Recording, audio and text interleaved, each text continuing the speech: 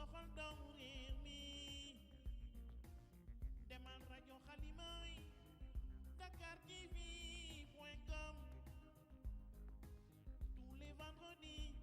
asalaamaaleykum mbokki auditeurs yi yéen a ngi seen biir émission dox daje avec Seydina Seck ci xalimasn.com. man Pape Alé Niang man maa ngi déglu émission bi nga xam ne dafa am solo lool di waxtaanee réew mi ñor nañu muy émission bi di dox daje te Seydina Seck di ko animé ci xalima.com di wax rek ne nañ koy déglu ndax nag lu am solo dina ci rot ci xam-xam ci njariñ ngir rek nga xam noo ciy taxawee te tamit fexe ba réew mi jëm ci kanam kon ne leen wéy di déglu émission bi ngeen xam ne moo di dox daje ak Seydina Seck ci xalima.com. ak Seydina Seck ni Sénégal àdduna bi déglu leen seen émission dox daje. jërëjëf Badou yéen tamit mbokk yi jërë ngeen jëf Seydina Seck moo am mbégte ak bànneex dellu si waat ak yéen fii ci seen biir émission dox daje nu ñu ko baaxoo di def vendredi bu jot ci waxtu bi tey nag seen émission dox daje fas yéene ñëwaat ci beneen numéro ak ci beneen gan muy kan Pape Alé Niang ñu fas yéene jàngat ak moom ci élection locale yi nga xamante ni moom moo am barki Demba Ndiaye ci Sénégal nu mu tëddee dina ñëw ak moom tamit ci mbirum social coupure courant yi dégg ngeen taqarnaasi na dellu ci waat na wàllum ndox bi wàllum dund mu cher mu ñuy yokk loolu yëpp dina si ñëw ak Pape Alé Niang mais laataa loolu damay dellu di jéggalu di baalu ñëpp àq te di leen baal àq koor gi ñu dugg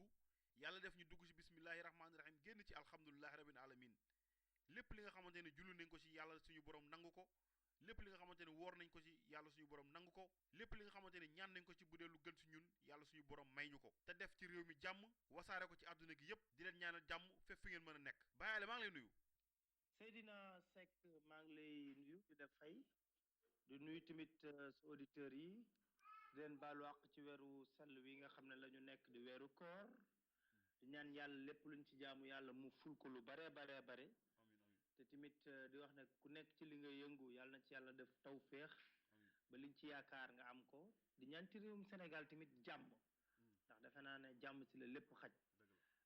ba tax na dañuy ñaan réew mi am jàmm ci fépp rawatina ci wàllu politique bi nga xam ne moo ëpp ay xuloo ki réero ñu ñaan yàlla jàmm am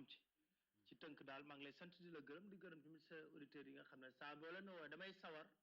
ñëw toog waxtaan ak yéen dama ciy sawar trop. dëgg la jërëjëf loolu nga ñu wan ba bu ñu la woowee tamit vraiment doo ci teg baat Pape Alé tey dañ naan luy xew di jàmbat xam naan tey sax mënoon nañoo waxtaan ci actualité ci 2 ans Macky Sall yi ñu xool parce que lu ñu waroon a jàngat ak yow bari na mais tey dañuy jéem a yem ci élection yi nga xamante ne moom lañ jàll muy local 2014 yi askan wi doon ko xaar Pape Alé élection yi résultat yi gis nga ni commencé nañoo génn daanaka kenn ku nekk xam nga foo gagné yow nu mu demee ni nu mu tëddee ni bett na la wala. ci gis-gis bettuma wax fa dëgg neex yàlla parce que suivre naa ko bu baax a baax te yàlla may na ma tamit ñi doon yëngu ci biir élection yi ñu bëri am na ñoo xam ne yegg naa si ñoom fu sori maanaam damay waxtaan ak ñoom ci fu soree sori ba tax na ba ñu sooboo ci biir élection yi liñ ci yaakaaroon xam nga ñëpp te gisoon nañ ko jarul ngay nekk jàngatkat wala kenn ku yëngatu ci wàllu tasu xibaar wala ñëpp xamoon na ne Benno Bokk Yaakaar ci tasaaroo la jëm donte colmaté nañ brèche ci yenn bokk na Benno Bokk Yaakaar mais da ngay xool fu ñuy wax Benno Bokk Yaakaar genn wàllu parti socialiste mi ngi ànd ak beneen liste genn wàllu AFP ànd ak beneen liste réew mi nga xam ne génn Benno Bokk Yaakaar dugg dafa tasaaroo de telle sorte que ñëpp gisoon nañ ne Benno Bokk Yaakaar boobu ci tasaaroo la jëm ba tax gis nañ tasaaroo boobu APR dem na ci élection yi musa nekk un parti structuré ba mu sancoo ba léegi daanaka 2008 ba léegi ba mu sancoo ba léegi APR musa structuré dem na ci natt na boppam gis ngeen le résultat yi wane mu laaj nag jàngat te nag bu nekkee ne ci wàllu tasaaroo ga résultat yi moom bu ñu xóotalee waxtaan bi dinaa la ci wax tamit lan laa ci jàngat ci lu wóor ñu def ko benn par benn mooy fii nekk Dakar ak yeneen ak tamit li ñu gis njabootu kii di président de la république ak soxna Marème Faye bokk ci élection loolu lépp ay jàngat la ponk par ponk rek ñu bennal ko voilà ponk par ponk xam naa dañ ñaan bale sa weewu tànk ndakaaru bi nga xamante ne tey fa la ñu nekk tey ndakaaru tey nu mu tëddee tey ñëpp doon wax na Mimi Touré Khalifa Sall et pourquoi et la moo taxoon nga war a gagner forcément Grand Yoff pour mën a nekk maire bu Dakar. d' d'abord xam nga dafa am une réforme bu ñu enclenché d'abord foofu lay tàmbali xam nga Macky Sall ba muy def li nga xam ne moo di campagne électorale présidentielle dafa am lu ñëpp d'accordoon toute la classe politique ne bu ñu gañee dafa am ay réforme des institutions yu ñu war a def ndax nag bul fàtte mukk lenn acceptation candidature Ablaye Wade jógee ci conseil constitutionnel moo gënoon a taal réew mi du dëgg ñu ne dañuy def ay réformes institutionnelles yu bare ñu bëri sax jàppoon ne liggéey bi ñu santoon commission nationale de réforme des institutions dikkaat ko Abdoulaye Makhtar Mbow Amadou Makhtar Mbow matu ko woon ndax assises nationales yi waxtaanee woon nañ ci lu bare ba booy fàttaliku ci deuxième tour Macky Sall ku njëkk a seeti mooy Amadou Makhtar Mbow ba mu ko seetee lan la ko wax je signe sans réserve signé wul ak réserve ñëpp wax nañ ko kon ñëpp d'accord woon nag li nga xam ne mooy que réforme institutionnelle dafa war a am ñu yéex ci def mais li jaaxal sénégalais yu bari ci biir réforme institutionnelle yi parce que changer de centralisation mun ñu ko génne ci réforme institutionnelle mais seppi nañ ko ci réforme institutionnelle teg acte 3 de la décentralisation premier acte amul consensus ndax ñi nekk ci biir Benno Bokk Yaakaar sax man jël naa ci ñu baree bari Mamadou Ndoye bu LD waa parti socialiste ñeneen Aïssata Tall Sall wax na ko fi ne ñun ñu bokk ci biir Benno Bokk Yaakaar sax xamuñu bu baax a baax lan moo wundu acte 3 de la décentralisation kon réeroo am na foofu seen biir ndax ñoom ñoo ñu waroon wax luy acte 3 voilà kon ñoom réeroo am na fa kon ñu jàpp ne waa ñiy xalaatal APR ak yooyu xalaat nañ mbir moo xam ne ci acte 3 daal lan lañ lalu politique te nag nañ ko wax te nangu ko toute réforme am na ay soubassement politique loolu nañ ci d'accord parce que à l'acte 2 de la décentralisation bañ koy def boobu xeexoo bi baroon na biir parti socialiste bañ dagg 19 communes d'arrondissement mu méngoog 19 coordination yu nekk ci biir Dakar pour ku nekk am lenn du dëgg léegi bii tamit bañ ko defee ñu ne dañuy def commune de plein exercice maanaam commune yi dootuñu dépendre trop ci ville yi dañuy fexe ñu am seen budget dawal nuñ mën a doge am milliards yeeg yooyu dindi woyofandal li nga xam ne moo di ville léegi xam nga liste ville da doon am nit ñi dañuy daw boo doon voté da nga doon voté pour sa commune d'arrondissement ak sa ville léegi ñu dindi liste ville boobu xam nga loolu lu muy indi mooy Khalifa Sall donte sax mooy maire de Dakar pour mu nekkaat maire il faut que mu dem ci benn commune d'arrondissement xeex fa ba gañe commune d'arrondissement boobu doog a mën a ñëw postuler pour mairie de la ville ñu def ko fa def ko Thiès ci Idrissa Seck def ko Guédiawaye def ko Pikine seetlul bu baax li ma lay wax Dakar ku ko yoroon Khalifa Sall Guédiawaye dañ doon wax ne Malick Gakou la ñuy xeex Pape Sagna Mbaye moo yoroon Pikine ñu bëri seen jàngat nag jàpp ne APR lu mu sumb ci loolu moo di xeex ñooñu parce que damay faral di wax l'acte 3 de la décentralisation c'est l'acte 1 de la traque des potentiels candidats adversaires de Macky Sall à la présidentielle de 2017. donte Guédiawaye Pikine ñoom mujj dañoo jébbalu ñoom ñaar. ñan ci kan ak kan. ah Malick Gakou ak Pape Sagna Mbaye man ñoom dañoo mujj jébbalu ñoom. ci ñëw. tey jii ñu gis ne Idrissa Seck bëgg nañ koo xeex na ko léegi dootoo xëccooti ville de Thiès il faut nga dem ci Thiès Est gagné ko ba pare pour mën a prétendre ñu ne Khalifa Sall il faut nga dem commune d'arrondissement Grand Yoff mën koo gagné ñu yóbbu nag soo xoolee bu baax fépp fuy commune d'arrondissement boo xam ne gars yi war nañ fa xeex dëgg-dëgg pour gagné ko ñu yóbbu fa ponkal pour mu janook moom looloo indi yaa ngi may dégg bu baax Aminata Touré dem Grand Yoff commune d'arrondissement janook kii di Khalifa Sall Thiès Est daanaka ministre yu bëri ak DG yu bëri Thierno Alassane Sall fa la nekkoon ak i DG poste ñoom Abdou Mbow ñoom ñëpp fa lañ nekkoon contre Idrissa Seck yaa ngi dégg wax ji pour ban leen pour xeex leen ba loolu amee li benn kilifa gu mag di wax ne fukki nit bu ñuy gas pax pour dugal la ci pax bi da ngay am fulla ju toll ni fulla jun am pour gas pax boobu nga am fulla ju ko toll ba doo ci dugg moo taxit ba waa Khalifa Sall xoolee ne mbir mii xeex la bu jëm ci man kenn dégg ko ci acte 3 te lu gën a doy waar ci acte 3 xam nga acte boo xam ne dafa war a soppar ñi lépp luy gox-goxaati ci dëgg-dëgg kuy waxal yàlla te yàlla tax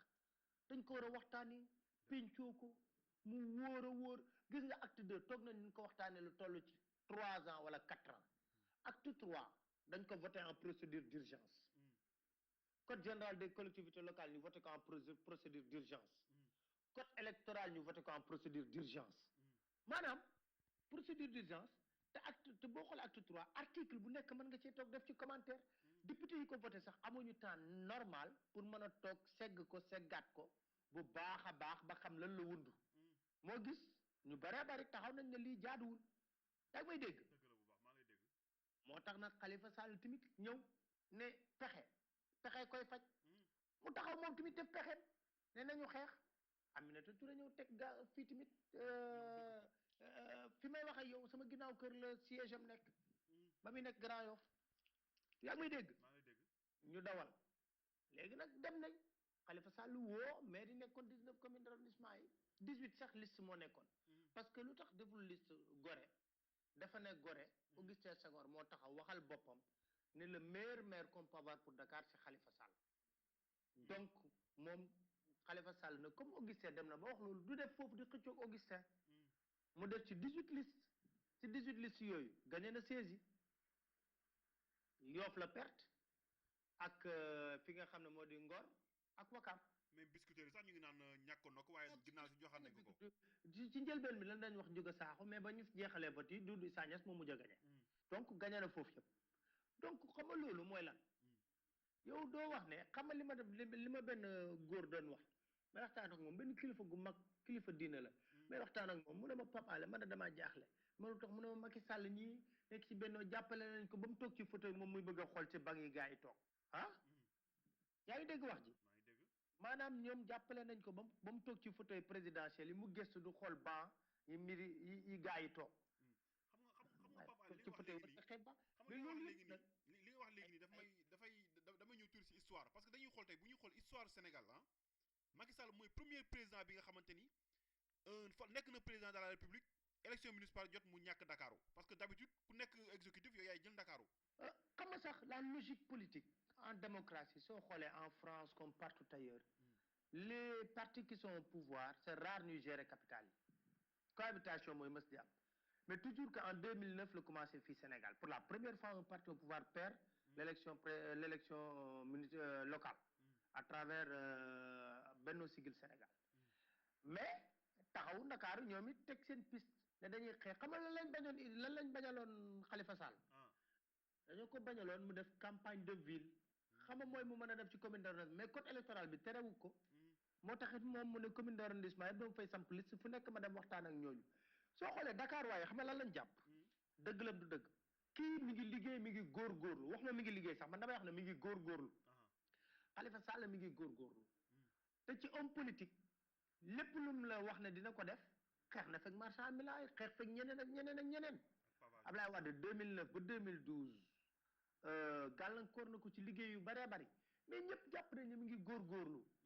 kon nañ ko dooleel mu góorgóorlu donte sax bokkul ci parti APR te ma lay fàttali ci gàttal ne waa APR ñoo njëkk a yëkkati mbiri di ko dal Mbaye Ndiaye def fi nga dem interview ne Khalifa Sall bu bëggee conserver mairie Dakar il faut mu ñëw APR Mbaye Ndiaye ba mu demee commune d'arrondissement Moussa Sy bi nga xam ne Khalifa Sall ko ngemb moo ko daan booy Khalifa Sall ko daan moo ko daan jël bu rëy jël boo xam ne sax di la daan ba di la bërëng nekk man xajuma ci yow sama booy laa lay boole booy Moussa laa lay booleel dama bëgg wax ne la xool dañ leen daan ba di leen bërëng tey soo xoolee Seydou Gueye mooy lan secrétaire général du gouvernement Médina gi Bamba Fall di ko dóor ba di ko bërëng parce que xam nga lu tax may wax laminé parce que bu nekkee da ngay ñëw ñu ne bureau de vote 150 Bamba Fall yow tu as 10 ou tu as 20 waaye kooku quadruplé na ses score mu doy waar te soo xoolee xoolal dóor Mbaye Ndiaye dóor Seydou Gueye dóor Mimi Touré dóor Mor Ngom gàddu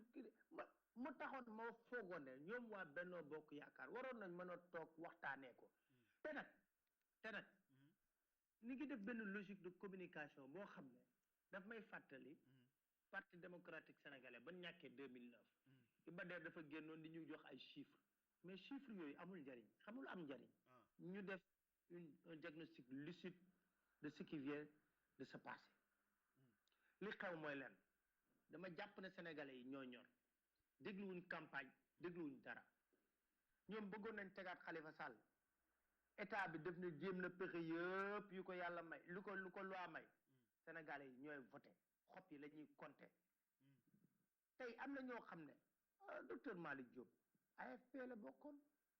naroon na bokk ci liste taxawu Dakar dem ba ci biir génn ci kenn koo xam ne sax deful kenn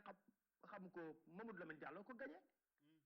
point kon li ñu ci war a mën a jàngat mooy sénégalais yi ñoo ñor politiciens yi nañu bàyyi di këllee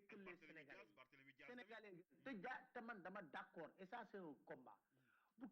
ab sénégalais yi ñoo war a yeewu un parti au pouvoir duñ la jox présidence jox la législatif jox la local pour man buñ la ko joxee arrogance commencé insolence commencé wax ci tegg ñoo fi nekk ñooy buur di bummi te tamit dafa am loo xam ne Seydina il faut que ñu xam ko gis nga président de la république li ko may mu doon président da ko liggéey ñetti at wër réew mi ñetti yoon dem diaspora bi ñaata at xeex fu ne mu dugg fa waaw wala déet yéen xam ngeen ko daana ñëw France te li may wax ne cëpp na lay rek jox ma jiite fii moo fi jeex xam nga moo fi jeex mooy lan da ngay gis ñoo xam ne du ma wax sax ne tekki nu woon dara nekk ci koñ bi amul nu woon dara matu woon dara amul woon benn ndombay tànk nga ñëw tey ji parce que président jox na la ndombay tànk rek nga ñëw ci localité ba na woy dama war a gañ a mairie bi te mu am ñoo xam ne fa lañ soqe baax di fa yàgg bu mu gàccee ñu ko fa yàgg a dog yàgg fa liggéey sax fa ñor fa nit ñi xam leen ñu nekk ñi ñuy defal nit ñi teraanga di demante ak ñoom fas yéene yor mairie bi def la nga ne yow daal parce que je suis ministre je suis député. li nga wax ni dëgg bu wér péng la parce que man dama koy wax tout le temps si kaw Mimi Touré par exemple man Grand Yoff boobu Mimi Touré xoolal Grand Yoff combien d'années lañ daan dund ci insécurité combien d'années lañ daan dund si inondation mais mosoo si dégg Mimi Touré yéey si yàbbi il a fallu que mu nekk premier ministre pour taxaw ne man am naa titre foncier ça fait 24 ans Grand Yoff man duma ko sax seppi ñoom ñëpp laay wax ñoom ñëpp ñi xëccoo dama lay wax xoolal Abdoulaye Diouf Sarr gañe na Yoff xam nga tax mu gañe Yoff soo xoolee 2012 ba léegi mi ngi koy liggéey fa lay yendu fa lay fanaan opération nettoiement lu ne da ko fay def Yoff lu xew la mu Yoff tax ça veut dire que wane na moom fi mu nekk nii la mu bëgg liggéey na ko ci ñaari at yii Macky Sall falu mais ñoom parce que xam nga damay wax leen ku ndam may tax nga tekki dara bés buñ ko roccee ci yow dootoo dara ku ministre tey jii ministre tax nga yëkkati mbagg wala ngay jaar arrogance ak insolence buñ la follee looy wax tey jii ñi ngi wax ne ñoom ñoo gañe fépp waa APR ni ngi def seen campagne de communication def ñoom ñoo gañe waaw d'accord ñoom ñoo gañe ma ne soyons logiques comme yéen a gañe restons cohérents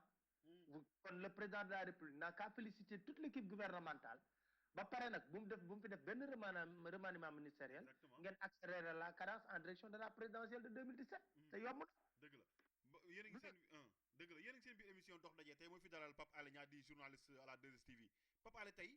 communication boobu nga wax tey fa laay ñëw ak yow mais tey bu ñu xool presse sénégalaise dafa ñoom ko ay complice lañ bu ñu xool tey ci gouvernement bi parce que bu ñu xool tey dañ ñuy xëy di joxe ay résultats yoo xamante ne tey jii rien que pour manipuler population bi alors que nag en temps normal presse bi dafa waroon di informer mais presse bi dafay désinformer suñu presse bi. Seydina sentiment boobu nga am. ba yow di ko am clair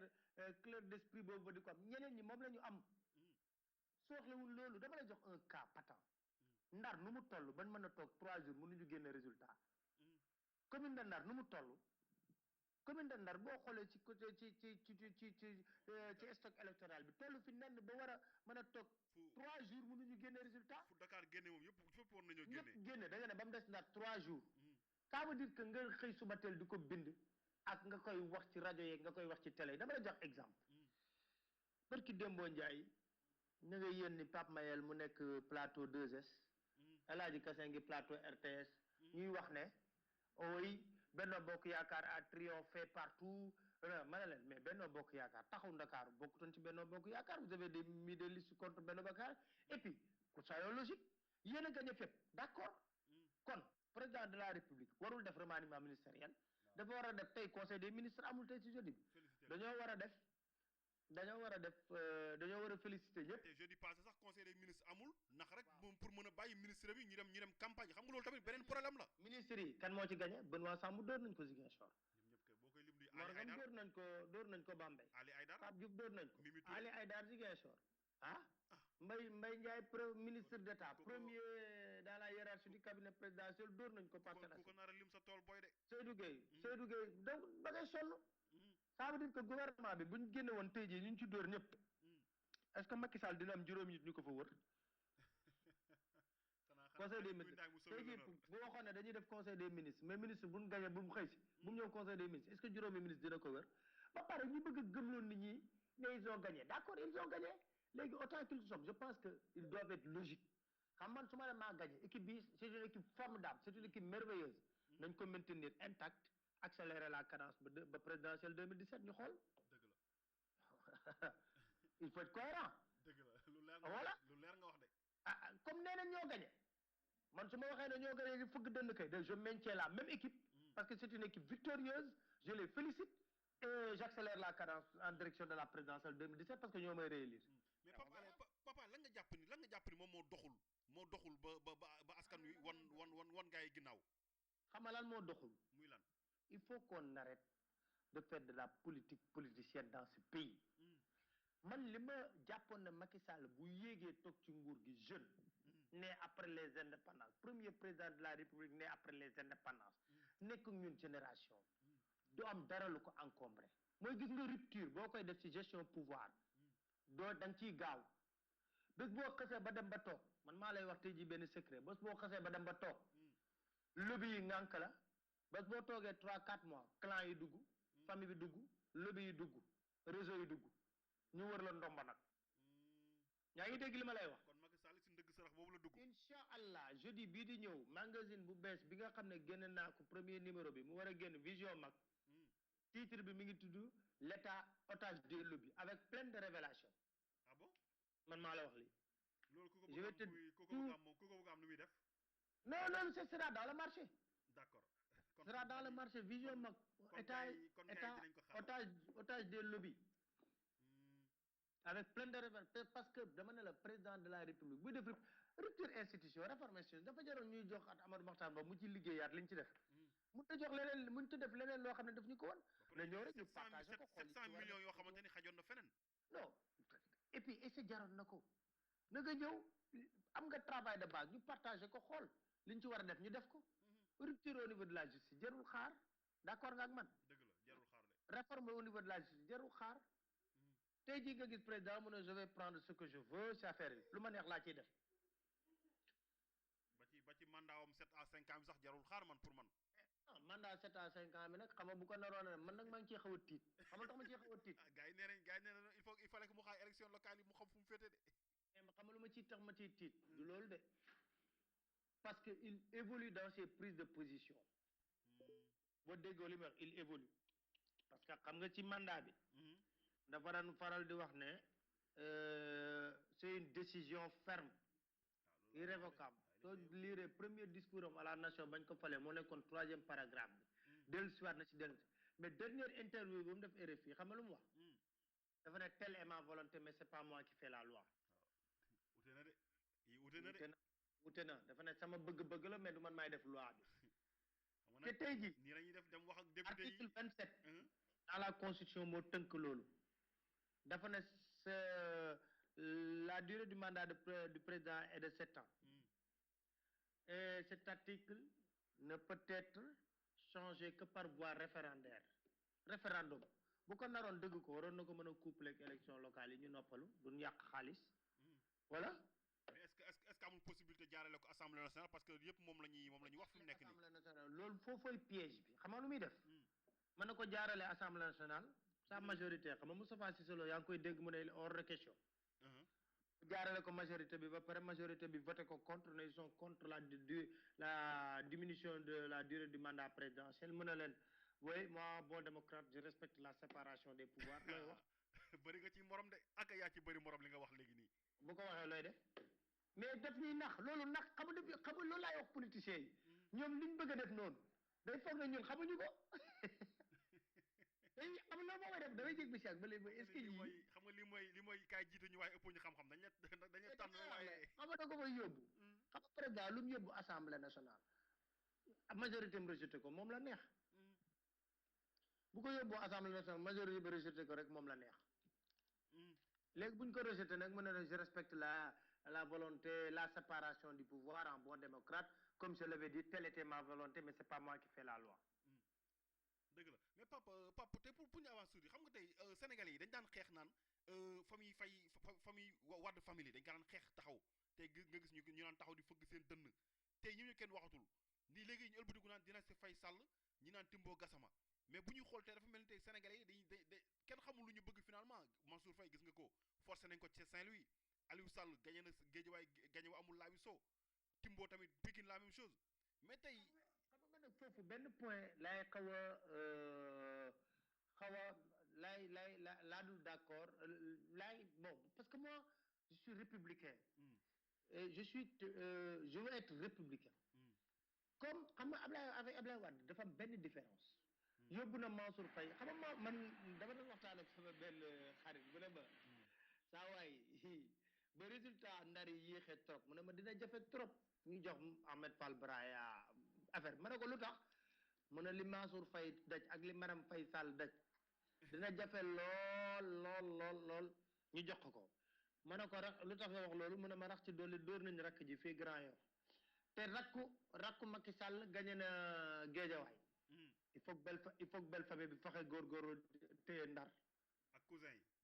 yi yaa ngi dégg li ma la wax non cousin yi dañ leen dóor Omer Seck dañ ko dóor Rufisque beau-père bi dañ ko dóor dañ ko bërëb dañ ko gagné Rufisque Omer Seck dañ ko dóor Rufisque léegi problème bi mooy comme ñoom ñëpp ñeme nañ dem élection xam nga Abdoulaye Wade la différence a été que dafa yóbbu doom ji élection Sénégalais na ko fi du fi amee mu jël ko jox ko pouvoir yëpp ne bugg leen ko fal mën maa koy jox toute la république du dëgg mais Aliou Sall dafa gagné pour man comme dem nañ ci élection mu gagné c'est un choix qu'il faut respecter parce que je respecte ceux qui habitent à Guédiawaye qui ont fait ce choix du dëgg Adama Faye ñëw na fii Grand Yoff ñu dóor ko mu daanu na ko fii du dem Mansour Faye bon on attend de voir parce que kii di nu mu tudd Braya nee na il a commis des avocats il y a eu des fraudes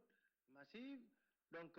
on attend de voir ce que va donner mais soo xoolee dugal na famille mais famille bi def na Aliou Sall moo ci jàll Omar Seck dañ ko dóor mu daanu donc ba léegi sénégalais yi ñu ngi ci dynamique boobu te Aliou Sall rien ne dit que moom mooy doon maire de Guédiawaye parce que on verra bien ce que ça va donner mais quand même bon sénégalais yi bugguñu ko woon rafetluwuñ ko woon il est ni ko kii waxee rek kii di Cheikh Bamba Dièye on n'a pas voulu le fils de Wade mais maintenant c'est tout un clan qui est au cœur de l'État loolu tamit dëgg la kenn mënu ko werante loolooy dëgg la en tout cas ba tey yéen a ngi seen biir émission dox daje ma fi dalal la Pape Alé Niang fii si rajo Xalima mais Pape tey yaa ngi koy wax léegi mbirum Cheikh Bamba Dièye koo xamante ni ñoom ñoo àndoon fal ko en 2009 muy Benno Siggil Sénégal tey ñi ko faloon tey ñoo taxaw xeex ko ba mu ñàkk maire bi mu démissionné est-ce que tey démission boobu lu waram la ci moom si sa gis-gis yow. man pour man su ma doon xelal Cheikh Bamba Dièye dama koy wax ne ko ba nga gisee ñuy def en pole position Mansour Faye di ko xeex di ko teg ko parce que man dem naa Ndar fekkee fa benn manifestation gis naa lépp xeex bi yëpp xamoon naa ko te nga nekk ci gouvernement bi man mois de mars wala mois de février laay démissionné dem toog Ndar xeexal sa bopp xeex mais doo bàyyi ban gañe la ba pare nga démissionné xam boo démissionné day mel ni da ngaa mer da ngaa gedd man damay dem te wax ji ngay wax damay démissionné ba pare toog xeex Benno Siggil te it nit da ngay gëm yàlla xam nga gëm yàlla li Cheikh Ahmed Tidiane Sy Al Maktoum di wax nee na sénégalais yi gëm nañ yàlla wante wóoluwuñ ko waaw loolu ñuy wax de xam nga ñàkk wóolu bi xam nga mooy lan poste ministre du dara Cheikh Bamba Dièye bañ koy fal maire Ndar nekk yorutoon benn poste te teewul xeex na ba gañe ko waaw wala déet dëgg la kon man tamit buñ ma joxee poste ministre ba pare ma xool ma xam ne bu ma ñëwee toog conseil su ma toogee conseil des ministres sax président bi bët bi may xoolee mooy yow bugguma nga doon maire Ndar du ma ko yombalal delloo ko ay bagage am na ko monsieur le président vraiment man maa ngi dem mairie Ndar toog foofu liggéey te nag kaa wax la benn mbir de Cheikh Bamba Dièye mën nga ko reprocher lu ne mais boo laajee waa Ndar dañuy wax ne am na lu baax yu bëri bi mu fa def yóbbu na fa au moins 3 ou 4 ambulances am na sax benn vidéo reportage bu mu doon def mujj bi gars yi aaye ko mais loolu nag c'est la loi aussi parce que loolu du aaye parce que il faut aussi que les gens évitent c'est l'article L66 je crois si je ne m'abuse ou L62 du code électoral qui interdit en période de campagne électorale ngay jënd public reportage parce que xam nga loolu tax ñu koy aaye dañuy bañ par exemple xam nga tey jii ñëpp doole yëpp yemul candidat yëpp yemuñu ku ëpp xaalis kon su ko neexee chaque jour 8 matin midi soir mu jënd ay fay publicité loolu lañ doon bañ mais def na bilan bu baax à Saint-Louis ça il faut le reconnaître mais nag xeex nañ ko sot nañ ko te tamit nag mais Saint-Louis c'est intéressant aussi de voir Alioune Badara Cissé qui s'est classé 4e ou 3e tey avenir Alioune Badara Cissé ci biir APR tey Pape Alé noo ko mën a jàngatee yow ah en tout cas il a osé il a défié il a perdu maintenant là qu'à tirer les conséquences on l'a réduit à militant simple léegi qu'est-ce qu'il va faire même fi nga dëkk mënoo fa réussir benn prouesse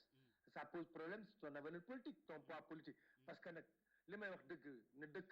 boo fa nekkee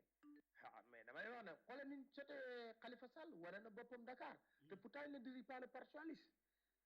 du dëgg te c'est pas le parti socialiste qui a gagné c'est Khalifa Sall ah oui avec sa liste parce que sa coalition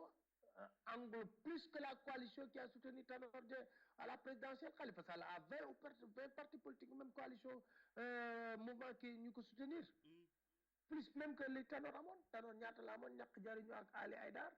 ñoo ko jàppale woon ci présidentielle yi Khalifa a réussi à fédérer autour de sa seule personne honnêtement il faut le dire plus de 20 partis ou mouvements autour de sa liste ba gagné donc c'est le parti en fait c'est pas le parti socialiste c'est pas le parti socialiste c'est Taxawu Dakar avec la personne de Khalifa faut pas aussi faire une mauvaise lecture par rapport à ça muy un deuxième élément Aïssata Tall Sall sotoon nañ ko déggoo kenn ku ci wax mu ñefe ba gagné ko voilà quelqu'un qui a du mérite et c'est injuste il a été combattu de manière injuste parce que à la présidentielle de 2012 elle était moom ak Aminata Mbengue Ndiaye rek ñoo gagné seen commune au compte du candidat Ousmane Tanor Dieng au premier tour mais elle a été combattue mais yàlla may na ko lu mu wax moo tax dama lay wax xaalis taxut a falu fépp na lay jox leen moo dénk ko wóorul il faut que sénégalais yeewu ci loolu te tamit Seydina yéen ñi nekk ci diaspora bi dañoo gisoon une forte mobilisation boo leen defoon ci autour de la gestion de Wade je pense que cette forte mobilisation aussi waa élan boobu waraat na am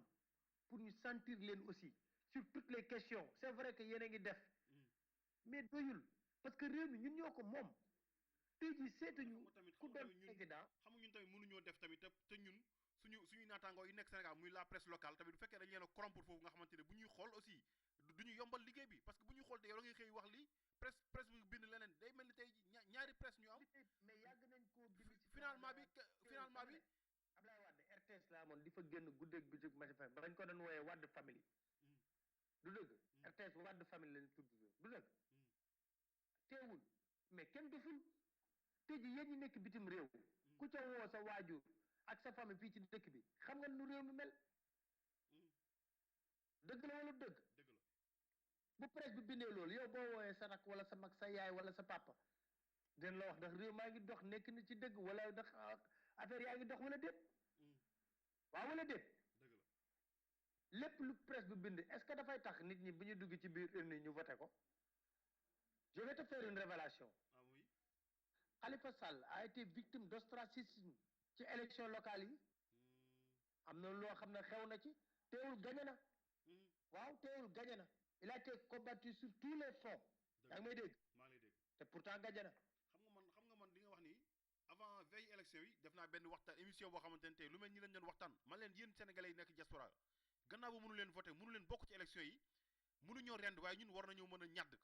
ñadd boobu nag yaakaar naa ne aussi gars yi ku nekk woo nga sa mbokk boo xamante ne xamal ko njëriñu élection locale parce que mënoo si joxe parce que mënoo si il faut que ñu arrêter politique folklore bi il faut ñu liggéey pour réew mi mën a jëm ci kanam liggéey nag xama mooy lan ñu waxante dëgg suñu biir président am ay conseil yoo xam ne dañ koy wax ne ko bu doxul ñu ne ko président réew mi doxul lii ak jaaduwul lii waroo ko def tey jii li ko dugal ci affaire li ko lor ci local bi yëpp ay ñaar ñetti nit ñoo koy wax na ko président buñ tegee stratégie bi ci bëri ñu ngi ciy tudd ay tur na Mbaye Ndiaye moo ko doon xelal yenn yi ak ñenn ñi di ko wax na ko buñ defee lii mën nañ fi jëlee Khalifa ñoom fi ñu dem sax dañ leen fa dóor Mbaye Ndiaye ba mu njëkkee génn lan la doon wax moo combat contre Moussa Cissé Yawou Dial contre Yékini Yawou Dial daal na Yékini tey ndaw gàcce te Lamine sax du daan ça veut dire que il faut qu'on gis nga ñun il faut que ñu sacrifier wu pour benn chose man en tout cas loolu laa gëm. mais Pape Alé loolu nga gëm damay gëm nit ñi nga xam ne dañuy taxaw di xeex ngir réew mi jëm ci kanam te ba ñuy def ay combat dama ne Macky Sall c'est le président le mieux élu 65% ñoo ko voté du dëgg. Il y a eu 13 morts par contre pour mu mën a falu. te fa la jaar yéeg falu. non dama ne il y a eu 13 morts dégguma bu baax. il y a eu 13 morts pour mu mën a pour 65% yi mën a voté pour mu falu. du dëgg. buñ ko fàtte te ñooñu ñëpp ñàkk seen bakkan. ñàkkuñ seen bakkan pour Macky Sall de dañoo ñàkk seen bakkan pour république. dañoo ñàkk suñu bopp bakkan pour institution dox. dañoo ñàkk seen bakkan pour démocratie. dañoo ñàkk seen bakkan pour yenn yoo xam ne am na fi. këpp kees malversation mauvaise gouvernance ah. non prise en charge des préoccupations des Sénégalais loolu jeex fi. dañoo ñàkk seen bakkan pour président bés bu yeewoo ñu ko bu toogee ci cabinet restreint camp restreint ñu koy wër ñëpp duñ toog di wax président dooleleel APR Macky Sall n'a pas besoin de diriger APR. Il est venu avec un parti qui n'est pas structuré. Et malgré tout ça, surfer sur une vague, une forte mobilisation pour amener au pouvoir. Premier acte, il ne devait même plus présider APR. Parce que l'ICAFAL, 227 partis, fichier c'est 5 240 000 électeurs. 5 240 000 électeurs, il n'y a même pas 2 millions de militants. Quand il est fal, beaucoup de ben parti. Vous avez dit kon dama foog ne homme politique dañoo war a yeewu la preuve ñoo la ko gën a xam ba ñuy dem élection locale amul kenn ku ci génne sa tuuru parti teg ko ci kaw coalition dëggal sama réew élection suqali sama gox seen parti yi dañ ko dugal ci suuf tiroir yi xam nañ ne tekkituñ dara ci bëtu sénégalais yi. en tout cas wax nga dëgg mbokk yi ba tey yéen seen biir émission dox daje fii ci rajo Xalima ma fi dalal tey Pape Alé Niang waaw Pape Alé dañoo seetlu tey ji Sénégal ñi nga xam ne dañ daan xeex ngir Sénégal daan wooy seen bopp société civile mais tey ñun ñëpp dañoo rangé wu si ginnaaw président de la république ñu si mel ñoom Aliou Tine ñoom Souleymane Jules Diop ñoom Latif Coulibaly ñoom Penda Mbow Jacques Habib Sy ku ko doon lim sax tey sa tool boy mais tey ñooñu ñëpp tey waxatuñu ak na askan wi ku nekk yaa ngi ne pat tey ñi nga xamante dañoo fas yéene taxaw di wax tey est-ce que tey duñu leen jëm leen boole si même clan boobu ne ñii kat dañuy wax pour seen bopp ëllëg bu seen affaire baaxee rek ñu noppi day mel ni dañuy bëgg utiliser peuple bi kon pour mën a yéeg ay échelle lañu bëgg a jàppe peuple bi. Seydina loolu mën na nekk mais dama jàpp ne li am solo moo di tey jii yàlla tamit dañoo wan ñëpp te tamit man bëgguma société civile ñu koy personnaliser ça veut dire que Latif nekkoon na fi di wax dem na Penda moo nekkoon na fi wax dem na mais la vraie société civile mooy yow di man di diaspora bi di ñeneen ñi nga xam ne jóg nañ taxaw wax parce que da ngay jàpp na Latif Coulibaly ak Penda Mbow bu doon toog yor seen mégaphone di wax rek kenn du leen déglu parce que dañuy wax ne est-ce que ni ànd nag seen xel mais nit ñi dañ conscientiser wu ba tey ji ñu ngi fi lu koy wane moo di boo xoolee si élection locale yi Dakar waaye jóg nañ taxaw dëgg la ne ñun Khalifa moom lañ bëgg comme maire donte nguur gi pexe na pexe bu ne ngir jëlee ko fi waaye ban demee ci mbañ gàtte gi ñoom voté nañ taxaw pour man loolu société civile de masse boobu foo koy def la vraie société civile mooy ñooñu Abdou Latif Coulibaly peut-être que foogoon na bu takkee ndombay tànk bu ne cëpp Sokone rek ay mbokkam votel ko Sokone waaye Petit Gueye ma fa nekk taxaw liggéey fa nit ñi ba ñuy dem di voté ràññee nañ dañ ko duma du dëgg Penda Mbow bu demoon doon candidat fii HLM wóor na ma ne dañ koy duma donc cela veut dire que man il y a une société civile silencieuse qui est là qui regarde qui veille au grain la force tranquille ñaam te ñooñu ñooy tax gis nga ñoom da ngay wax ne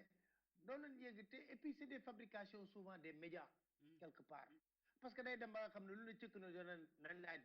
laa diw y a 5 ou 6 7 personnes mooy ce microcosme la boo xam ne ñoom ñoo nekk ñooy occuper les médias ñoo nekk mais les véritables personnes qui sont dans les quartiers qui se battent nuit et jour c'est pourquoi je dis qu'il faut qu'on se batte pour l'émergence d'une conscience citoyenne forte ancrée te loolu nag gëm naa ne am na Sénégalais parce que xam na ma ko xamee gis nga man bu may def débat politique nii débat décryptage rarement ma préparé ko parce que xam naa ne boo demee foofu boo toogee politiciens yi rek buñ commencé tojante bopp rek mën nañ commencé wax ba heure bi jeex. dëgg la. et la majeure partie sénégalais yi dañ may interpellé ne Pape Alé bàyyi ñi ngay invité waaye amaluñ ñu benn njëriñ waxal ci problème mu sénégalais yi. wallaay loolu la ñuy waxal ci location bi waxal ci coupure d'électricité waxal ci ICS. waxal ci loolu waxal ci ndox mi nga xam ne mi ngi coupé loolu la ma sénégalais yi di laaj. kon je veux dire que am nañ benn maturité boo xam ne même sax bu ñuy seetaan débat moo tax yaa ngi wax presse sénégalaise ma ne la bu ñuy seetaan xam nañ ku ciy wax dëgg ku yenu maanaa chaque jour dama koy faral di wax sama débat dama ne li ñuy toog di waxtaan fii nañ ko rafetal parce que buñ foog ne ñu rek ko xam ay millions nit ñuy seetaan gën ñoo xam la ñuy wax ku fi waxul dëgg xam nañ ko kuy wax lu safaanu dëgg xam nañ ko moo tax may wax ne même président de la république bu amee 10 000 conseillers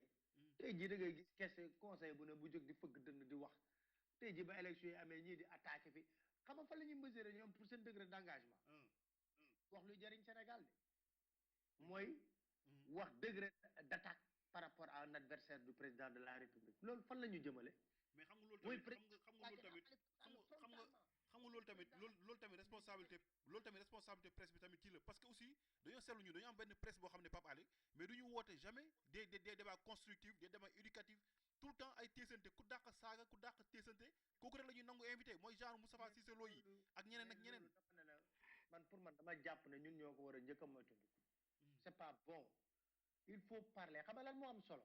indi leen PSE bi coow li bari ci. on a engagé tant de milliards ngay indi ay économistes ñu teg PSE bi xool ko. ak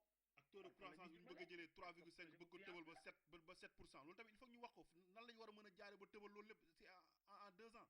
indi ay économistes ñu toog ñu wax ko. gis nga politicien mooy ko xam lépp te xamul dara. dara xamuñu ko. rawatina suñu politiciens yi. parce que attaqué wu ma leen ñoom mën nañu ko jàppee tak mais du attaque mais parce que xoolal soo xoolee politicien boo waxee agriculture mbay mi defuñu ci dara boo MPE mi ngi ci non je veux bien que quelqu'un me dise aujourd'hui stratégie bi ministre de l'agriculture teg est-ce que semence de qualité semence certifiée est-ce que urée bi dina dem ay temps est-ce que engrais bi est-ce que l'appel d'offres a été transparent pourquoi cette année on est passé de 4 à 16 est-ce que yóbbu nañ ko à temps est-ce que préparé nañ ko campagne bi voilà des choses je pense qu'il faut qu'on se batte pour ça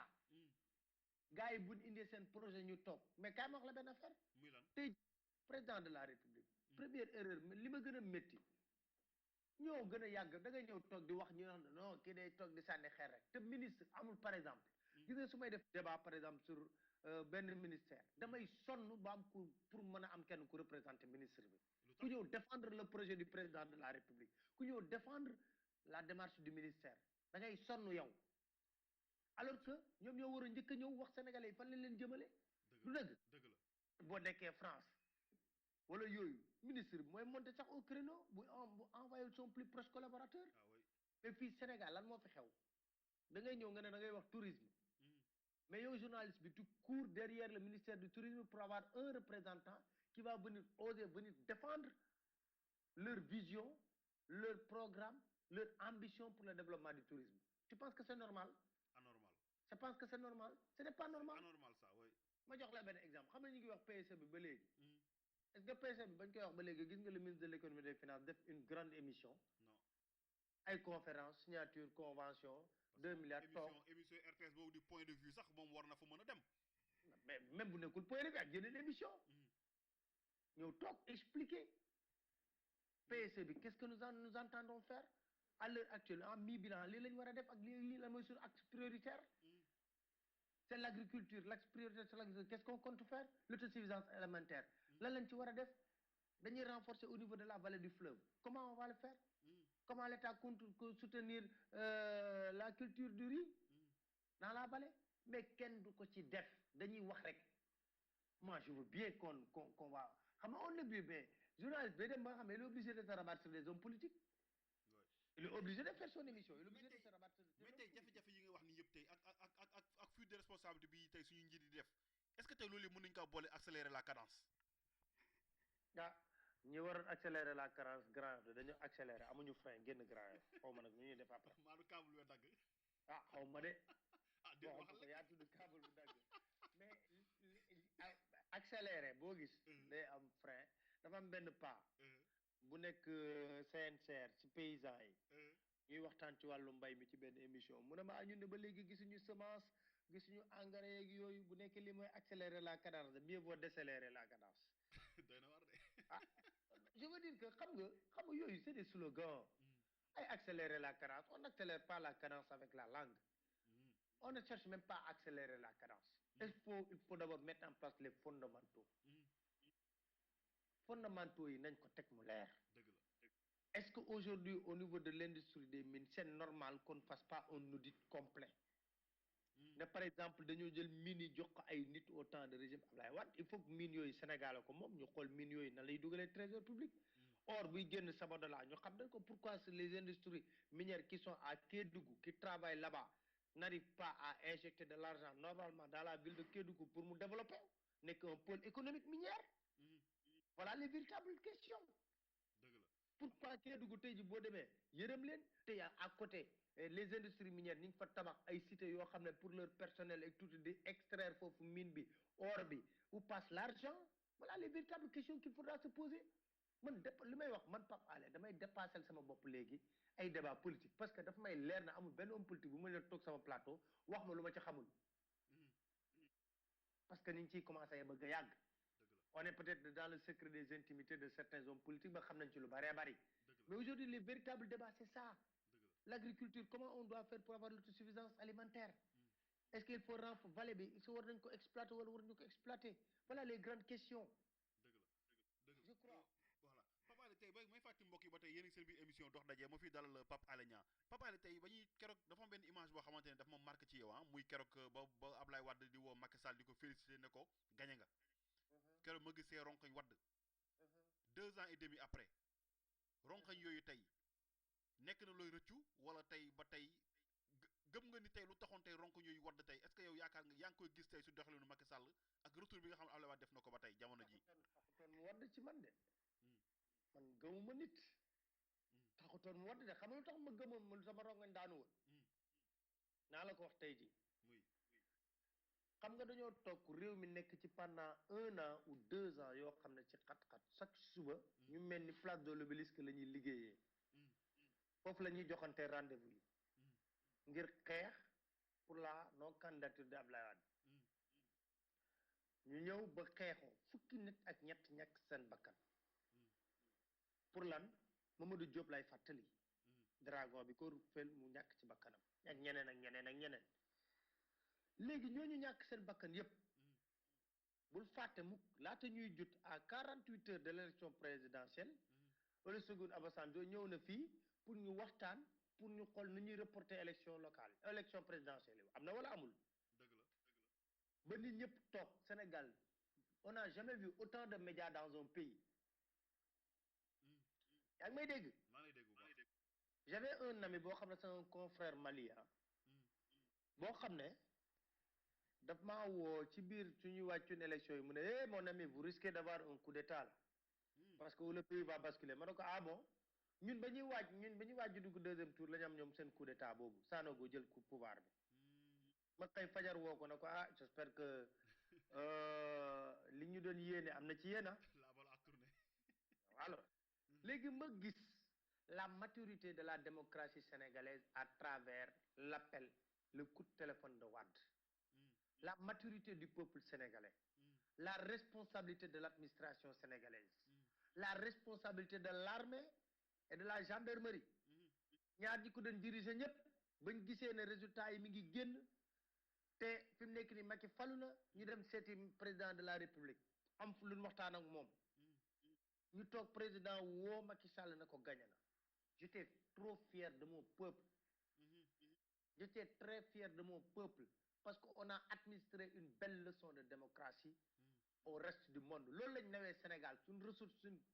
ressource ak suñ richesse principale aujourd'hui fu ñuy woo ñu yëkkati mbagg suñu démocratie moo tax ñu naw ñu loolu te ma yëgoon lu baree bari parce que xam nga du lépp mënuñoo koo wax ma yëgoon lu baree bari dox dajale ñëw mosal ñu si tuuti rek waaw mais loolu tax ma ne lépp mënuñu ko wax loolu moom moo fees sama xol ma kontaan ci acte bi ne grandeur am na ci ki perdre peuple sénégalais bi war na ko administration sénégalaise bi tamit war nañ ne république moo am solo dëgg la. xam nga wax naa la sama njëlbeen wax na man république laa gëm démocratie laa gëm loolu moo nekk sama moo feesal sama xol sama rongoñ wadd parce que ñëpp foogoon na ne réew mi day tàkk te tàkkul. moo am ay ressorts yoo xam ne peuple bi sukkandiku ko dem voté ma wax la benn mbir ba ñuy voté avant Ablaye Wade di voté avant Ablaye Wade di wax loolu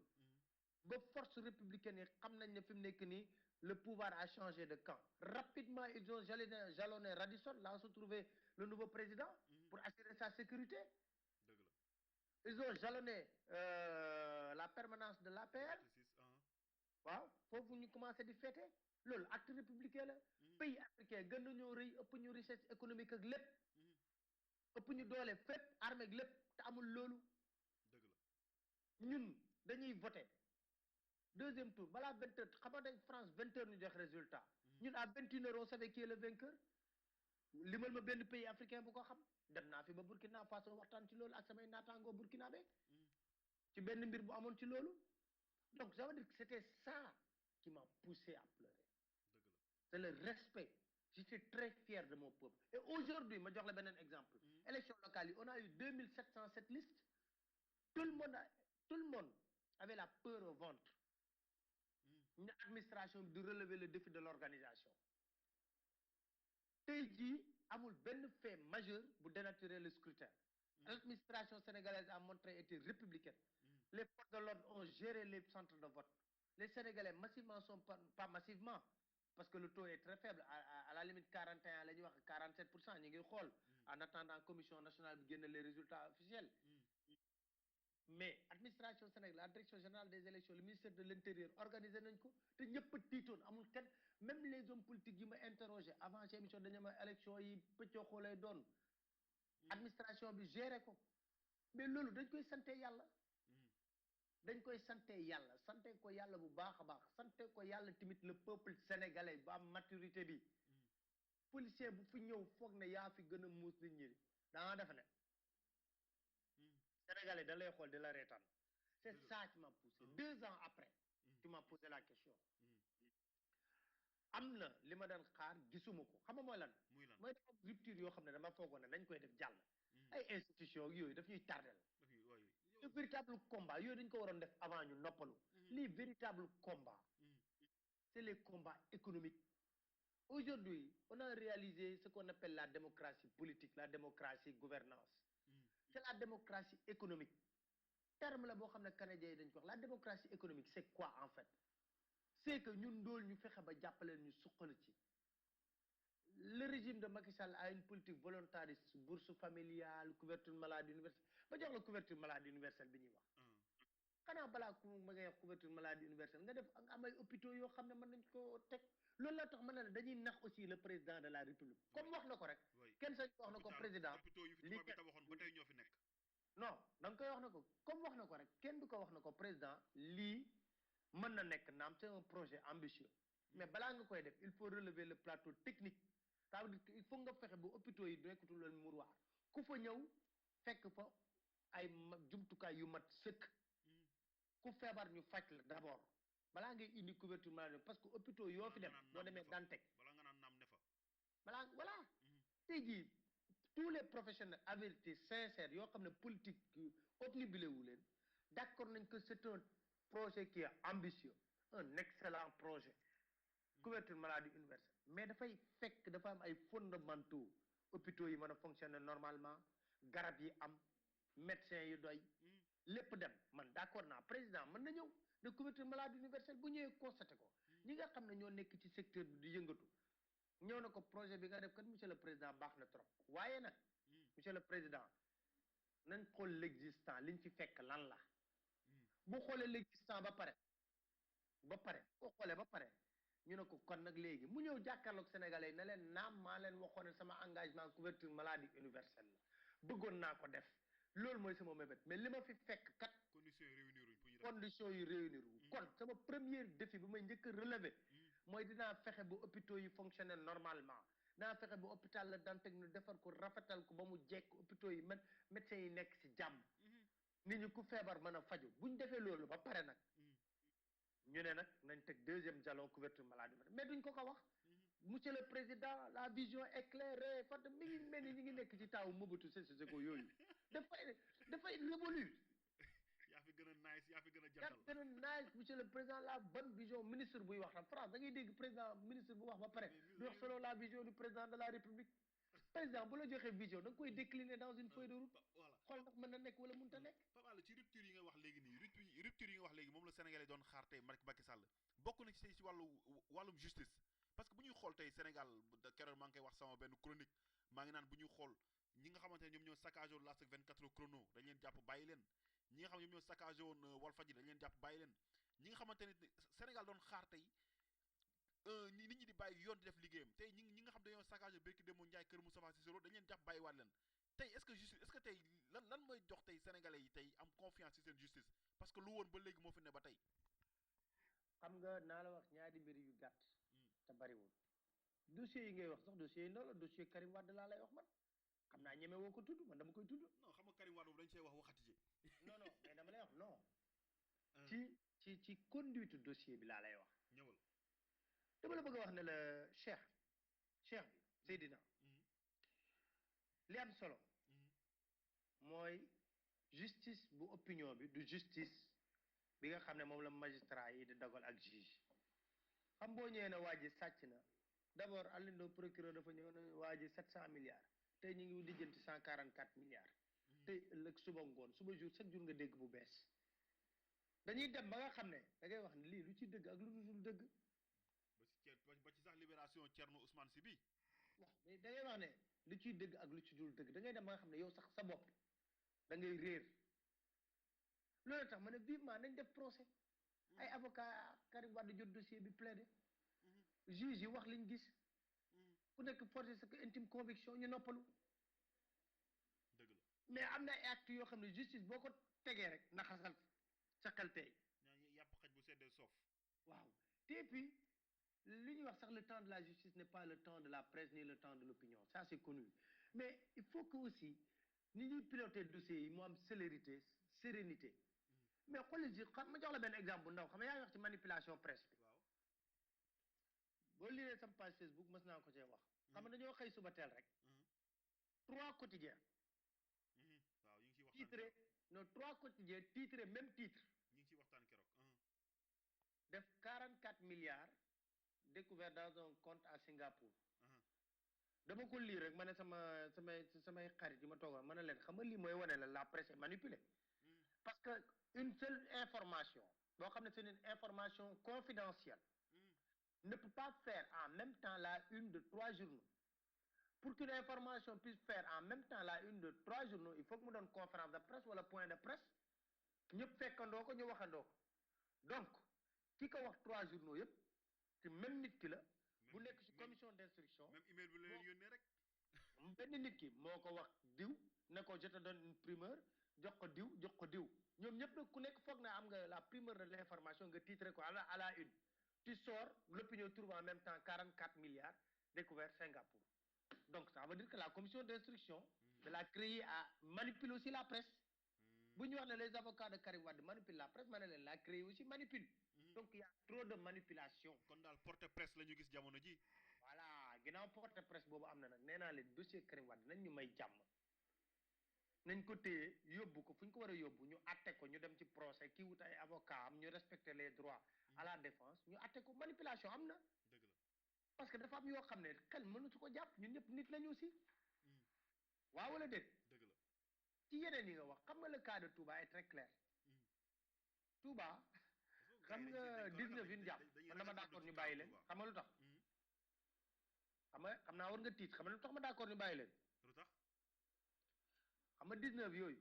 tout le monde a lu que c'est la sœur du xalif bi nga xam ne moom la Moustapha Cissé Lo attaqué woon moo jiite opération bi ak may dégg sœuru xalif bi moo jiite opération bi waaw booy léegi kay booy ku jiite opération bi lañ war a njëkk a jàpp du dëgg kooku mooy instigatrice bi wala instigateur bi dëgg la ñi si des ñëpp complice lañ ñu tëb kooku jàpp 19 yi ma ne leen déet bàyyi leen 19 yi ba leen mënul jàpp kële kay bàyyi leen 19 yi inculper la sœur ou libérer les autres waaw parce que moom moo jiitu def moom moo pousse barrage gendarme yi jiite moo dem ci police de fëgg si dënnam na leen libéré la gars yi daal ñoo bëri doole. ah léegi nag te puis xam nga loolu c'est tellement ça m'a fait tellement rigoler gis nga ci affaire même liste Touba bi ay ree la ma defoon xam nga lu tax dama ne ce qui est extraordinaire du xalif bu bind liste bi moom mooy jéem a joxe ay explication de xalif bi lu mu leen wax leer na waa Sénat ba noonu dafa ne leen bu leen jiin kenn man maa bind lépp ba leen wax man ngeen di wax te tant que maa ngi fi dund lii moo fi am wasalaam tàll leen loxo ma ñaan leen jóg leen dem waa Sénat jóg dem léegi xamul ma def ay ree policiers yu waroon def recours pour rejeter liste bi ñoom ñooy jéem a wutal ay explication xalif bi benn léegi lu wax léegi comme lu leen fekk leen fi bàyyi leen Touba noonu Touba ngeen jox ko statut spécial am na ko nga ñàkk ko jox am na ko te de facto ma jox la benn exemple bu gën a ndaw 96 sëñ Saliou ku tedd ki dëgg la yàlla tëjoon na école yi toutes les écoles françaises ah ku sañoon a wax wala nekkatuñ ci république en tout cas doy na wax parce que man kaw tubaab ñu ci bari dañ ciy ragal a addu penn boobu bi nga xamante ne lu mu daan kaasi lu mu daan xeex penn boobu lu mu daan xeex ngir parité moom moo njëkk a daw ay fuy ay responsabilité am mais du rek daw parité Touba y a même pas d'élection Touba liste benn bulletin blanc la ak liste xalif bi d'accord Pape Alé si dundinu social pour ñu jeexalee fa tey ji gis ngeen Sénégal nemmeeku war nañ coupure courant yi ñàkkum ndox bi dégg naa bekk dem ñu ngi naan yokk nañ kilo viande bi dafa mel tey nguur gi bu wàññee loxo bi bu yokkee loxo bi wàññee loxo bale waaw Pape Alé rupture amagul te yàlla tax foofu daal doy na waar ba léegi léger mieux bi ñu amul seetloo guñ ko Sénégalais yi sonn nañ ci nag ba léegi waaw loolu moom koy waxal yàlla te yàlla tax Sénégalais yi sonn nañ ba tey jii ci wàllu dund bi coupure courant yi yow am nga ci preuve bu na weng donc léegi ba ñuy wax courant coupé na loolu kenn dañ koy wax noonu bu leer rek ba ma lay invité sax ma naa la Incha Sénélec ci lañ dëkk les coupures mais nag am na un léger mieux comparé ak liñ doon dund aussi parce que ku nekk da ngay wax dëgg te yàlla tax ku dee ak sa bàmmeel liñ doon dund nag avant l'élection présidentielle y a un trop grand léger mieux loolu moom am na moom dëgg la loolu moom kuy waxal yàlla te yàlla tax am na moom y a un léger mieux par rapport à ça dëgg la kon yow tey boo ñu doon tënkal tey 2 ans Macky Sall 2 ans et demi boobu 26 peut mieux faire dama koy noté kay peut mieux faire laa koy jox waaw peut mieux faire beaucoup mieux faire parce que amul dara lu muy ragal nee naa ko yow da ngaa digaate 65% sénégalais yi votel la xanaa yow kay boo góorgóorloo tuuti mën a am 50% voilà dëgg la ku dige defoo dara nga dige 65% sénégalais yi voté la est-ce que boo voté boo kiiyee sénégalais yi du la votel boo góorgóorloo tuuti dëgg la xam nga Macky lu ñu doon xaar ci premier mandat bi bariwul ah sénégalais xam nañ ne bon il fallait dafa am yu ay affaires yoo xam ne da ko waroon puusaat ko rek affaire yi baax dëgg la mais xam nga tey Pape Alé du ma la am ba bàyyi la te du ma la laaj mbirum CA 2009 CA 29 buñ doon wax tey jamono jee yaa ngi dégg ñu naan Idriss Seck Abdoulaye Baldé Khalifa Sall Aïssata Tall Sall Cheikh Bamba Dièye Pape Alé tey gëm nga ni yow tey ñooñu mën nañ def benn alliance boo xamante ne dina mën a sonal Macky Sall axe de l'opposition bu bees buy dessiné wu parce que tout de suite maa ngi lire benn interview Abdoulaye Baldé mu ne dès que les résultats de Ziguinchor sont tombés Idriss Seck m'a appelé pour me féliciter de même que Talla Sylla de même que Khalifa Sall et ils m'ont demandé même de les inviter pour mon installation et je vais le faire et moi je serai présent lan la Idriss Seck wuti woon Podor jàppale Aïssata Tall Sall Idriss Seck a réuni Cheikh Bamba Dièye a réuni pratiquement Khalifa Sall ak ñu bëree bëri dans son pour qu'il essaie de voir c'est normal démocratie loolu la laaj ñoo bokk jamono mën nañu waxtaan waaw mais c'est possible parce que aussi tamit nag sénégalais yi tamit dañoo nam opposition wala namuñu ko dëgg la kay waaw c'est que man la cas Tanor Dieng moom bu ñu xool Tanor Dieng cas la mais parce que moom même élection locale sax dégguñu ko fenn amul fenn fu mu jàppalee gaayam yi Tanor Dieng moom aussi est-ce que mu retiré wu jotul dañ ko gañe Mbour yëgoo loolu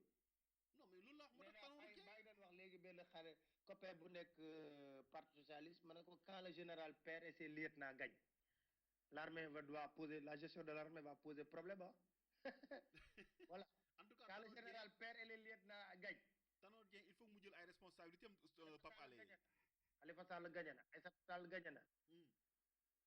Wilane gagné na. moom moo dirigé woon liste départementale de Mbour yu ma ko gagné. c'est pas possible. moom Nguéniène la gagné xam nga Nguéniène la gagné Khalifa Sall Ndakaar la gagné Aïssata Tall devant Racine Sy Podor la gagné. mais yow Pape à grosso modo yow pour yow APR pour président élection yi dañ ko ñàkk wala dañ ko gagné parce que ñoom ñu ngi naan dañoo gagné ñii naan dañoo ñàkk te kenn mënul comprendre aussi nga ñàkk ville yu mag yi mel ni Dakar Thiès Saint-Louis bon Saint-Louis sax nee nañ ñëw coup d'état nañ ko. waaye dama ne la ñoom ñoo gën a xam lan lañ def parce que lu tax ñu ne tekkaaral defuñu conseil des ministres di xool nu ñuy defee remaniement ministériel di xool ñu ñuy changé Moustapha Cissé Lo di wax nañ dissoudre assemblée nationale xool ñu war a mën a ànd ak ñoo la gën a xam lu ñuy dund mais man nag doo am sa problème dama ko transféré comme ñoom dañoo jàpp ne dañoo gañe nee naa leen bismillah da ngeen a gañe logique laa bëgg ngeen doxee da ngeen a gañe il faut rester cohérent l'équipe est victorieuse vous avez une équipe merveilleuse qui a gagné pas de remaniement ministériel pas de démission conserver la même équipe accélérer la cadence à la présidentielle 2017 Mbaye Ndiaye de ñi ngi naa moo sax mi ngi accélérer la cadence ci hôpital benn hôpital de la place fu mu nekk fa la tëdd hospitalisé wu waaw man nag déggoo yëgoon naa ne jooy na jooy yu métti dimanche am na ku ma ko doon wax te ku ma ko doon wax si biir APR la nekk ci lalu hôpitalam de mu ne ma Mbaye Ndiaye ngi jooy rek mais papa xam nga tey yàlla dafa def maag yow interview yu musa def yëpp heure bu ñuy def interview yàlla day dogal nga taxawal dara maa ngi fàttaliku defoon nañ benn émission si nga taxawaloon sa site internet boobu muy jolof.com waaw ba ñuy defaat ñaareel bi yaa ngi taxawal seetaan.net waaw bu mooy sa site bi tey yaa ngi taxawal vision mag tey vision mag boobu Pape lan moo ko ëmb ak lu ko tax a jóg. en fait on a créé un mensuel qui sera politique mensuel xam nga mensuel mooy xam nga quotidien yi analyse bi war duñ ko mën a am temps avec le recul et je te dis qu'on va faire plein de révélations dans comment fonctionne l'État notre deuxième numéro ñu ngi ko tuddee État otage des lobbies te dañ ci gis une interview la première interview exclusive de Khalifa Sall après sa victoire où il dit comment il a gagné Dakar comment il a gagné Dakar comment il a ce qu'il reproche au leader de Benno et son avenir politique et ses relations avec Macky Sall du ma la ci wax lenn nag loolu yëpp wax na ko ci biir tënkal ma si tuuti rek du ma ci tënk dara du ma ci tënk dara loolu yëpp wax na ko mais loolu lan ana noo ko taxawalee dafa am ay ñu la si jàppale ay journalistes yoo ko bokkal moo xam ne je travaille avec Momar Diongo on a monté benn société groupe vision on a nos locaux man ak Momar Diongo bu nekkoon Nouvelle Horizon di sama mag di sama xarit te duñu réeroo ci gisee ci lecture politique duñ ci réeroo dëgg la ñoo formé affaire bi fas yéene dawal génn nañ suñ premier numéro def suñ cérémonie wax fa dëgg neex yàlla on a réussi la prouesse de réunir toute la classe politique opposition autorité ça a été présidé par l'ancien ministre de la communication Cheikh Bamba Dièye il y avait Abdoul Mbaye Khalifa Sall Malick Gakou le pouvoir était venu ñëpp ñëwoon Babacar Gaye tout le monde était là-bas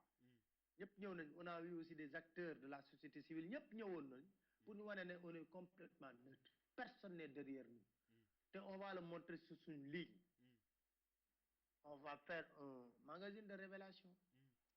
on va dire des choses telles que nous les sentons les analyses il y a beaucoup de choses il y a vision croisée il y a le focus il y a l'entretien il y a tout on a réussi à décrocher la première grande interview de Khalifa Sall xam nga dafa rare est-ce que mën na télé benn affaire gis nga Khalifa Sall daanaka le 29 juin 2011 la gëjoon wax ci télé man maa ko mujjee jëlaat loolu la ma wax mu ne ma da nga maa jig su may tooñ loolu lay wax ma ne ko jiguma la de nit ñee voté man benn carte laa am wóorul sax ma jox la ko donc nit ñee voté man voté wu ma donc boo liggéeyee Sénégalais yi defuñu ku liggéey ñu fal la ku góorgóorlu sax ñoo xam ne yaa ngi ci dara loolu tax ma ne Macky Sall bu tegoon partem fële góorgóorlu rek Sénégalais yi mën ko wóoluwaat non Sénégalais sax boobaa ñooy nekk directeur campagne am waaw xam nga loolu tax ma ne la mbir mi dañ bàyyi politique politicienne da ngay falu rapidement sa parti politique président il faut ñu xool na la ñuy gagné Dakar président il faut ñu xool na la ñuy gagné Macky Sall ba muy gagné Dakar dafa nekkoon maire Dakar wala dafa nekkoon maire Fatick la nekkoon Fatick ñaata lay représenté ci électorat bi ah te il a gagné Dakar à l'époque en tant que candidat au premier tour comme au deuxième tour xam nga nit ñi tamit il faut ñu yeewu tuuti Macky Sall a gagné la présidentielle à Dakar au premier tour comme au deuxième tour le parti socialiste s'est classé 4e yaa ngi dégg li ma la wax malgré que Khalifa Sall soit le maire à l'époque mais dama ne ñu wër président duñ teg sax affaire yi toog jàng ko ñoom xam nga lan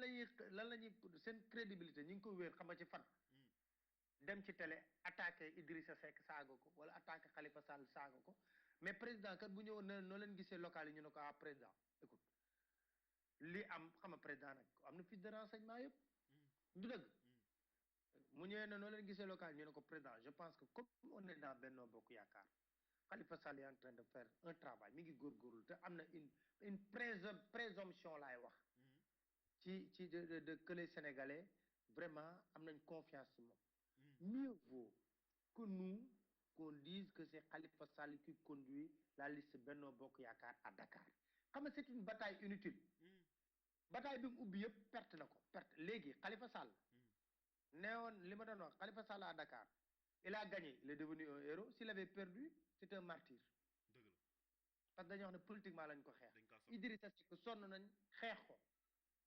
ko gagné na ñoom ñëpp la leen duma ñetti commune d'arrondissement yëpp la leen duma nekkaat maire nekk gañawaat Thiès du dëgg Ablaye Balde xeex nañ ko Ziguinchor duma na leen dem nañ ci Aïssata Tall Sall yóbbu fa Racine Sy li muy doon milliardaire yëpp musta politique dañ daan wax xam ne Ndar la doon voté rien que pour sauvegarder son King Fahd Place là ñu suus ko ci politique bi mu dugg Podor Aïssata Tall dóor na ko malgré aussi soutien Youssou Ndour moom dafa bañ ñoom ba dëkk yu mu jaar yëpp dëkk yooyu lañ leen dóor Podor Ziguinchor moo gën a paradoxal ci soutien Youssou Ndour moom bokkul fekkee ne ci boole xam nga fekkee ne ci boole dafa génn Benno Bokk Yaakaar waaw pare xam nga dama bëgg ñu ak cohérent dans leur démarche ba pare di campagne contre fekkee ma ci boole man loolu ma jaaxal déedéet dama ne la fekkee ma ci boole dafa génn ci Benno Bokk Yaakaar am ay liste ne ñoom ne se retrouve plus ba Benno Bokk Yaakaar et le leader fekkee ma ci boole fait une tournée pour soutenir le liste de Benno Bokk Yaakaar amul cohérence léegi ma joxaat la beneen cas dafa dem Ziguinchor am kenn ku bokk ci fekkee ma ci boole am liste moom mu dem di soutenir les listes de Benno Bokk Yaakaar bàyyi liste groupe est-ce que xam na li politique moom comprendre dama la loolu yëpp c'est des deals loolu moo war a jeex ci réew mi c'est des deals il faut qu'on arrête dans ce pays là de prendre les Sénégalais pour des demeurés il faut que am benn capacité d'influence dugg ci président de la République man fa gañ a marché man fa mën a roppet benn kii et les informations circulent vrai ou faux je ne sais pas qu'il a reçu 450 millions pour faire cette tournée loolu la naxee Macky Sall l'information circulé gis ngeen ko ci net bi man mi wax nañ ma ko wax naa ko ci sama nag ne am na benn dëgg la xaw ma dëgg xaw ma mais wax nañ ko vrai ou faux l'information a circulé donc dama dégg il faut que ñu arrêté te président dafa war a xam ne bu xaalis doon tax falu Abdoulaye Wade du mës a falu parce que ba kii di fa ba fi Abdou Diouf di jóge moo ko ëppoon xaalis Abdoulaye Wade li mu génne ci deuxième tour bi dafa na ne bu nekkoon xaalis fa Macky du mës a falu Sénégalais yi ñoo yeewu yéen diaspora bi tamit liggéey ngeen ci lu am solo yéen a ngi yéey njaboot yu nekk fii ci Sénégal di wax ak ñoom il faut que Sénégal ñoom ñoo xam ne dañuy jël lépp teg ko ci suuf di liggéeyal askan wi loolu rek ñor leen ñu dem toll ci foo xam ne boo demee ministre président consulté la dama bëgg a jox benn bii ministère sax nga ne ko président vraiment avec tout le respect que je vous dois je vous remercie de cette marque de confiance mais compétence yi awma ko pour dawal ministère bii wala manuma ko ma jël ñeneen mais kenn du taxaw il faut que xam nga gis nga réew lu koy doxal il faut que nit ñi di accepter sacrifice wu Macky Sall nee naa que li la dal dafa seddul premier président né après les indépendances bu doog a ñëw falu boo jeexalee sa 2 mandats yi sax tu es jeune tu peux aspirer à avoir une carrière internationale kon te li lay jox carrière internationale boobu mooy nga liggéey ko ci 2 mandats yi boo ko amee te 2 mandats bi gis nga boo ñëwee obsédé parce que da nga war a am 2e mandat xam nga Khalifa Sall dana ñëw taxaw di wax ne boo leen ma fa benn mandat bi ma ko amee sax ça a marché marchand ambulant yi xeex na ak ñoom ñu ne duñ ko votal mu ne leen bu leen ma votal mais da ngeen fi jóge rek dinaa ko dañoo dëkkul Dakar sax ba koy votel ah dama ne mu ne leen bu leen ma votel li ma marchand ambulant bi doon wax teg table am ci digg pont bi na ma grand gis nga jëlee nañ ko mu ne ma ne ko foo dëkk mu ne ma Pikine ma ne ko jël sa table teg ko Pikine lu tax nga teg ko ci buntu kër jaambur fii ci pont bi te man sax xam nga pap lu ma gën a jaax aussi si marchand ambulant mooy ko ambulant mooy koo xam da ngay dem taxawal mais yow da ngay di jël sa table daj ko naan ambulant yéen dañuy wax ambulant c'est pourquoi je dis que xam nga Seydina li am solo te muy dëgg ah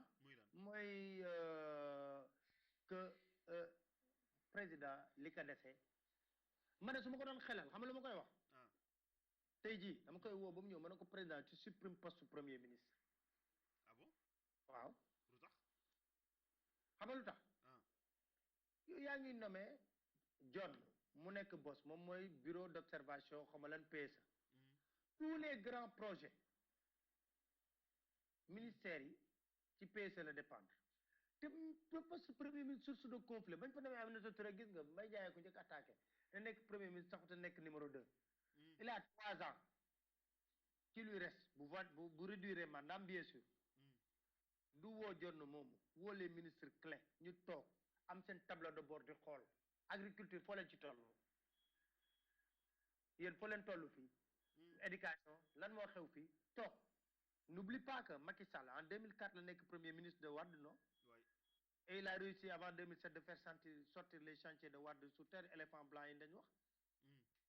donc il peut le réussir toog liggéey nag ba pare ñi nekk palais ñoo xam ne ñuy wax ay conseiller communication conseiller xawma lan di taxaw li nga xam ne nekkeewul lu dul toog attaquer des personnes xam nga ce n'est pas ngay li ngay gën a attaquer nit muy noppi nga koy gën a martyriser sénégalais yi di ko gën a am sympathie sénégalais yi nag bëgguñu ku ñuy tooñ bëgguñu ku ñuy soto bëgguñu ku oui ñuy bundu xatal te kaamaxa leen ne ñi nekk palais yëpp ñi xaste seen démb dafa soriwul boo gëstoo rek daj ci man kay maa ngi si ay tenue archive loolu tax ma ne la ñëpp nag laay wax parce que réew mi nag commencé wul nag ñun xam nañ lépp xam nañ ñu fi demee donc je veux dire il faut que balle à terre ñu liggéey man loolu laa gëm quels sont les problèmes majeurs du Sénégal ñu étudier ko liggéey ko ñu liggéey ko ak ñi ñuy compétent dëgg la loolu moo am solo mais je pense que loolu daal def naa moo war a doon sama kàddu mu nañu liggéey sa kàddu gu mujj te émission bi temps bi waxtuñu xool Pape tey yàgg naa di la dalal di jeexale yow si li nga xam da nga koy dellu di ñaax sénégalais de la diaspora yi Pape Alé loolu leen di ñaax tey sénégalais diaspora dama leen di wax leen tant que man pour man su ma déggee ñuy wax ne financement de tel ministre bi dem na financé nii non diaspora bi war na ëpp loolu pour man diaspora bi war na nekk ñoo leen ko bëgg a forcer oui dama ne la mais diaspora bi war na mën a nekk mais moom Macky Sall promettre loolu def ko région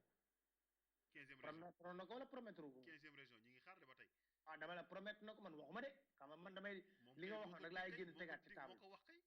voilà est-ce que def na ko boobu ba léegi mukk donc yéen nag yéen a man pour man waa diaspora bi ñoo war a mën a jóg taxaw am fulla li ñuy yeyoo parce que li ñuy contribuer pour le développement du Sénégal damay wax ne aide au développement sax defu ko 700 milliards par année dama ne defu ko damay génn sax mais le fait que ngeen décroché yow fi nga nekk décroché benn jumelage avec une ville boobu jël ay mbir may ko yeneen ville yi mais loolu rek doy na parce que Toulouse bi ma nekk Toulouse bi ma nekk rek ak ville de ak Saint-Louis dañoo jumelé bien sûr donc ak yeneen ville c'est pourquoi je dis que li diaspora bi di contribuer au développement du Sénégal war na leen jox seen gëdd mais gëdd googu nag dama lay wax lenn waxoon naa la ko benn bés man sama cër ku ma ko joxul ma foqar ci ko sama cër ku ma ko joxul ma foqar ci ko le tubaab di wax tu peux m'ignorer mais je ne peux pas m'ignorer voilà donc nag yéen a war a am fulla am fayda taxawal seen i kuréel yéen tamit seen biir ngeen bàyyi xiiroo ŋaayoo kii du ma jiite kii du ma léegi kenn gis nga xam nga yéen comme Dakar kenn amul jot kenn ku volontaire wu ba sacrifié wu ba def ci loolu def leen seen i garde fu ànd ak nit ñi waxtaan seen biir xool noo leen di jubóowee mais da ngay gis kenn koo xam ne du participer ci dara ci Skype am la toog lu ñeneen ñi def du dem réunion lu ñeneen ñi def bu sànni ci xeer xëpp ci suuf foog na moom la science infuse loolu tamit baaxul ku mënul participer da nga fexe ba wax ci lu rafet ngeen xool noo leen di lëkkaloo moo dooleel seen bopp peser bu ñuy jël ay décision tey jii damay toog dégg ñuy wax ne dans telle localité problème mu passeport la ñu am ay problème bu këyit bañ ci jàpp koo xam ne passeport am périmé na ñu war a def passeport loolu yëpp donc xam nga c'est compliqué donc c'est diaspora bi ci bi ñoo war a mën a àndandoo pesé wu de temps à autre vous invitez des personnes ñu ñëw toog waxtaan ak yéen soxlawuñ ci loo xam ne dara mais réew mi ñun ñëpp ko bokk ñun ñëpp ko war a ànd liggéeyandoo loolu laa gëm dëgg la loolu nga gëm dëgg la Pape Alé Niang mu nekkoon mbokk yi seen biir émission dox daje fii si rajo Xalima moo fi doon dalal tey Pape Alé Niang nekk journaliste ca 2STV di animer émission yu am solo yu mel décryptage pile ou face kooku laa doon dalal tey sama émission dox daje di leen gërëm di leen sant yéen tam mbokk yi di leen ñaanal kooru jàmm ba vendredi incha allah jërë ngeen jëf. seen émission dox daje